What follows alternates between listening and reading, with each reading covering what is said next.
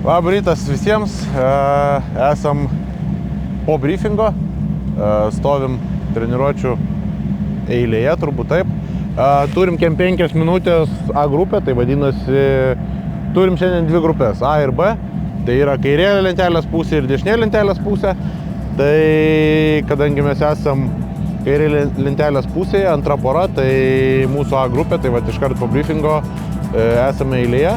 Šiek tiek esam pasikeitę perdavimą ilgesnį, nežinau ar tai pagelbės ar ne, bet taip mūsų skaičiavimais turėtų būti geriau. O kai bus matysime, tai ką, laukiam treniruočių ir lekiam pasibandyti. Y si tú me quieres, ven pa' aquí te atreves. Dame esto lento, quiero sentir tu cuerpo. Volamos juntos, cuando estamos juntos. ¿Para qué más hacemos el amor? Mundo se paró, solo esta pasión. Mira, me siento el color de tu mira, cuando se hasta la vida. Y no me fuego, me siento contigo en fuego. Me mata el olor de tu cuerpo y no me importa nada.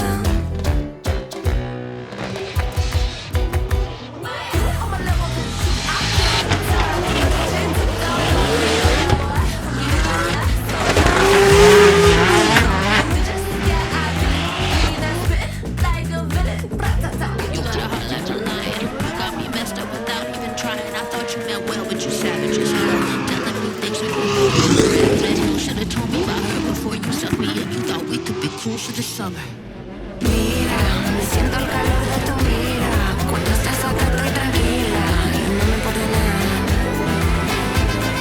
Fuego, yo siento contigo un fuego, me mata el olor de tu cuerpo. Quiero más, somos el amor, el mundo se paró, solo esta pasión.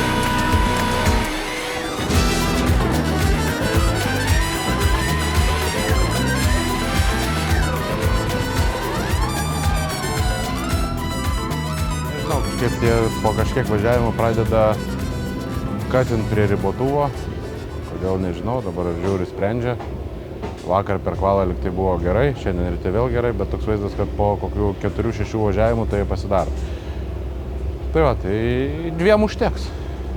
Po to vėl 2 užteks, kai atvės. Tai nežinau, dabar žiūri pabandys kažką padaryti. Galvojom, kad vakar išsiaiškinom ir viskas gerai, bet pasirodo ne iki galo. Tai va, aš šiaip gerai trefkės. Galėjau 2 daugiau turbūt važiavimais padaryti, bet sustojom dėl to, kad jau katinai ir tiesiog neįmanoma įvažiuoti į antrą kryptį ir toliau bardakas gaunas. Tai nelabai verta buvo važiuoti. 32 susitinku su jaunuoliu, kuris šiemet važiuoja pirmą pilną Driftmasterio sezoną. Pernai važiavo keletą etapų kaip wildcardas, tai SPN Roche. Norvegas liktai, bet liktai, kiek žinau, gyvenantis Ispanijai, tai arba kažką meluoju. Tai va, tai šiaip lekia neblogai, gerai, mes irgi neblogai, gerai ir susitinkam, tai bus porinis, gražus, turbūt. Tai va, tiek, laukiam top 3-2 ir lėksim. Hello, my name is Espen Rode. I'm 19 years old. I drive a BMW E46 with an M50 turbo. We went 89 points in the qualifying, straight behind Benedictas. So we're very happy with that, and we're going against Benedictas in the top 32. So it will be a hard battle. We both are aggressive drivers, so I think it will be very fun to see how it ends up. Definitely we'll have a lot of fun, and we'll give it everything we have.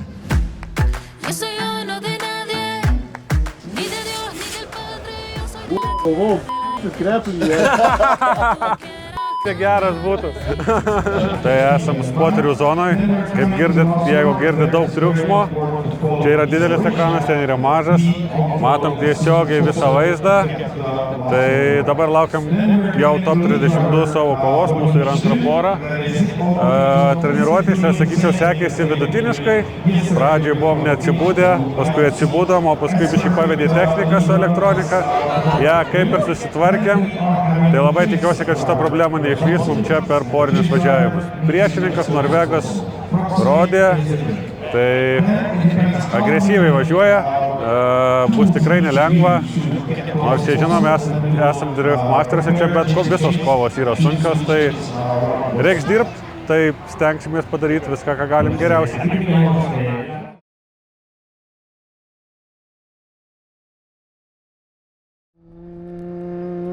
Šiaip to informacija apie rodė, kiek aš stebėjau orinių. Jis ketvirtam, jeigu pagrybina ir šiaip greitai įlėkė į jenę, nuo vidurio naudoja kairę koją. Nu, kaip ir tu, žinai, taisaisi. Jo. Tai ten naudoja ir paskutinio vidinio. Jį, kai jis važiuoja, irgi labai dažnai kairę koją primena. Tipo, po stabdymo atsidaro, tipo gazo ir su kairę koją. Supratau. Į lydą stojam? Manau, kad jo. Da ir gerai. Davai, mažulį, reiks pušint. Davai, be klaidų. To go back on the line to the next battle is going to be Benedictus Cerba to take on Espen Road. Espen in practice looked really, really good. Yeah, I didn't catch any of Espen Road's practice runs earlier on today, but I know that Benedictus Cerba was in the paddock earlier looking a little stressed out, the team running around, looking over the car. So I wonder if there may be an underlying issue with the car. As I mentioned yesterday in qualifying, that car underneath the bonnet is like a brand new car. It's so clean. Espen Road, look at this, the young Norwegian. Those laser-focused eyes, double thumbs up to the start line, Marshall Martin as he slams that car into gear, already creeping off the line. He knows Cerba's fast as he now starts to rain through the gears. Cerba to lead them in. Big flick from Benedictus Cerba as he absolutely stands on the front, but look at Road right on the back bumper. The Norwegian is absolutely flying. Cerba goes wide on outside zone 4, but holds on to it. Espen Road gives him the room now. Espen Road looking for the dive down the door. Espen Road not messing around. Straight onto the rear quarter of the BMW across the line. Wow. Lydas ok, bet jis tau visur nuo pat pradžių, tau toliausiai kur buvo, tau galinis ratas. Toliausiai kur buvo. Ta prasme, entris iškart į buferį visur nuvažiavo, į stabdymą kartu, tokiu pačiu kampu įlėkė, neatsilikęs, tu aišku ratą ten išmetė. Toliau visur tau į šoną durį, negali niekai paleisti, toliausiai turi būti galinis bumperis. Okay. Ten ketvirtam biškį per daug išmetė ratelį, bet nieko. Žiūrėsim, koks jau lydas, bet turi čeisint jops vaimati. Well, here we go, look at this. Cerba back on the start line, way back on the start line for a nice lead in. Both cars slam into gear. They wait for that green light.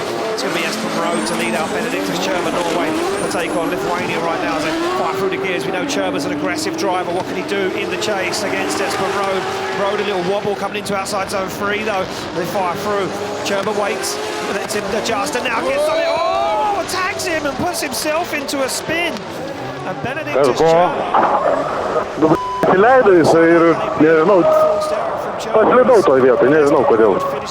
Na, tai žiūrėsim, kaip traktuos. Take a look. I mean, I think from first glance, I definitely agree with you, but the replay is going to tell the whole story. I mean, especially when we get into drone view and things like that. So what we're going to want to watch for now is, did Espen Road do anything funny?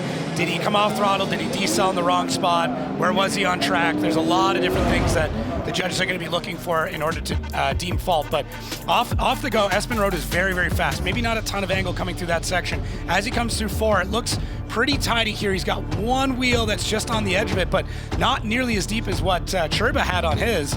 So he is hopping a little bit back there. He's right on the edge. I mean, for me, Espen's exactly where he should be. And it looked like Cerba just kind of came in with, there you go. You can see it right there. He goes in, then he's got to check up the rear. And unfortunately, he's got nowhere to go. But to me, Espen was in the right spot. Šiaip matosi per video, kad dūmų nėra, tai vat priklausys, kaip teisėjai matys. Okay. The decision's in, side and left for Cerba, right for Espen Road. It's going to be a one more time. So it's going to be a one more time. David Kalas, I have to quickly come to you. An interesting one there, David. Quickly talk us through that. Yeah, that one was definitely not easy one. It all comes to outer zone 4 in the second run, where we needed to assess that situation, which happened there at the coming out of outer zone 4. It is needed to understand that we are looking on the lead driver if he's doing any mistakes. So the leader was coming out of the outer zone 4. He did a small adjustment to get to an air clip, which we said on the briefing it is allowed to when the chaser was getting into outer zone 4 with very, very small angle, and then he get up the grip and lunged forward, which that combination of two things caused that problem which Benedictus was having, and we needed to assess which driver was more to blame, and we decided that the blame was coming to Benedictus. Thank you very much, David. Yeah, slight mistake there. With the graphic, it wasn't a one more time, it was Espen Road taking the win. Jis atsileido gazą, tu ketvirtoji prabėgėtis. Tai dėl to ir gavo pravažiavimas. Negavo. Paskui pataisė. Pataisė? Taip. Parodė, o paskui negavo. Nes iš pradžių pravažiavo. Matai, čia protestų nėra. Nieko nepadaryti. Mes leidom tipo tą korekciją. Nieks nieko nesakė. Taigi buvom visi briefingė. Noriu pasakyti, kad jeigu yra tobulas lydas, tada tu čeisė nieko neturi veikti. Prasme, neegzistuoja to gero čeiso, kada tas išsireiškimas good lead makes for good chase. Taip, vizualiai, bet kas liečia iš darbo ir skilo vairuotojo pusės, tai tu nieko neveiki, važiuoji tiesiog tą patį lydą paskui. Bet šiuo atveju tai va čia ir yra ta korekcija lydo. Jie abudu lydė buvo už zonos ribų ir tas padarė, opa, nusimetė greičio, kad biški radijusą sumažinta, ne? Čirba mažų kampų tuo momentu šauna. Sutampa, bet gaunasi čirba neperskaitė, kas vyksta. Bet dar kitas dalykas, jie norėjo didelių kampų, kad varytų kampais. O čia jis nebuvo, Ne, šiaip jis įvažiavo į tą posūkį, tai gan didelį, jeigu važiuosi dar kartelį, jisai įvažiavo jo, bet po to tai ten... Ne, tai ten jau kai išvažiavimas iš posūkio vyksta, negali būti didelis kampas. Ten ne išvažiavimas, bet ten vidury posūkio. Tai jau ir vyksta išvažiavimas, jau tu po apekso iš tikrųjų. Viskas paėjo ne pagal mūsų planą. Jeigu pradedant nuo pradžių, lydę pasidarėm vieną klaidą, ketvirtam išmetėm ratą už klipino. Bet tai kaip ir nėra didelė klaida pagal teisėjus, nes kerbas tai yra vis tiek trasos dalis. Bet atidarėm jam puikiai duris, tai jis labai gerai mus nučeisino. Benui sakiau, nepaleisk, būk visur šalia. Gavosi, kad jisai irgi išmetė vieną ratelį ir turbūt bandydamas sugrįžti atsileido gazą. Buvau jį perspėjęs, kad ketvirtam klipinė ir šeštam iš įvažiuoja su kairė koja, bet šį kartą jis su kairė koja ketvirtam neįvažiavo, tiesiog atsileido gazą, dingo dūmai ir paskui vėl paspaudė, nes irgi truputį įsimetė į ratus. Tai... Ko pasiekoje sulėtėjo pakankamai daug ir man reikėjo su kairė koja spaustis, aš per daug biškį užsispaudžiau. Kaip iš vienos pusės per daug, dėl to, kad neapsisukčiau, bet iš kitos pusės tiek, kiek reikėjo, kad sustočiau iki jo. Tas biškį mums sumaišė, Benas padarė kontaktą, atsitrenkė jam į užpakalį ir paspaudė dar kartą kairę koją ir mus apsuko. Ir teisėjai sakė, kad toj vietoje galima taisyti kampą ir adjustint, kaip jie įsireiškė. Ir tai nebuvo tokia didelė klaida, kad užskaitytų kaip jojo šitą kritinę klaidą. Tai dėl to pralaimėjom, buvo paskui atėję teisėjai, diskutavom ir dėl Italijos, ir dėl Ispanijos, nes iš esmės Italijoje Konorui per anksti pradėjau stabdytis ir negalėjau laiku atsidaryti dėl to, kad trūko išsirbimo kolektorius ir pats Konoras sakė, čia buvo mano klaida.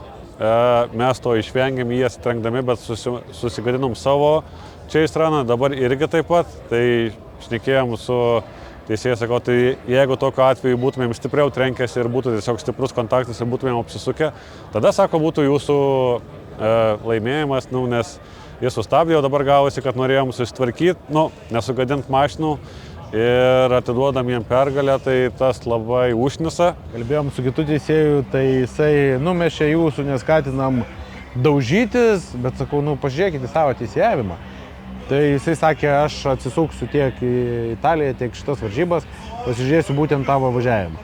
Tai nežinau, ar jisai tą padarys ar nepadarys, bet esmės tai nekeičia.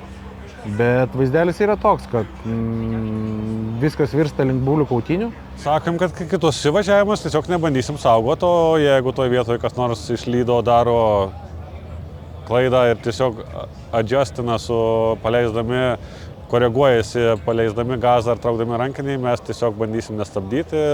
Su tokiu teisėjavimu panašu, kad reikia vožti normaliai šoną. Kad akivaizdžiai matytųsi, kad tai yra ne mūsų klaida, o lydo. Tai tas labai erzina, kai tu duodi gerą lydą, o tau duoda šūdiną ir tu dėl to pralaimi. Nors kas buvo akcentuota per briefingą, kad daug labiau žiūrėsi lydą. Tai tas labai išmuša iš vėžių, kai sako vieną, o šitoj konkrečioje situacijoje yra visiškai kitaip. Žinant dar, kai važiavo Olsenas su Heinesu ir Olsenas padarė lygiai tą patį ir gausi verdiktas atvirkščiai, Heinesas laimėjo, tai tas dar labiau išmuša iš vėžių, nes paklausus teisėjų tą pakomentuoti, sakė, ten buvo akivaizdesnis gazo atsileidimas negu čia. Tai toks gaunasi, kad tu papuolį į tokią vietą, kur palieki spręs, tai kitus kartus bandysim važiuoti žymiai agresyviau, tiesiog stumti ir žiūrėsim, ką tada sakys. Ne viską gal mato, gal per mažai laiko turi pasakyti atsakymui.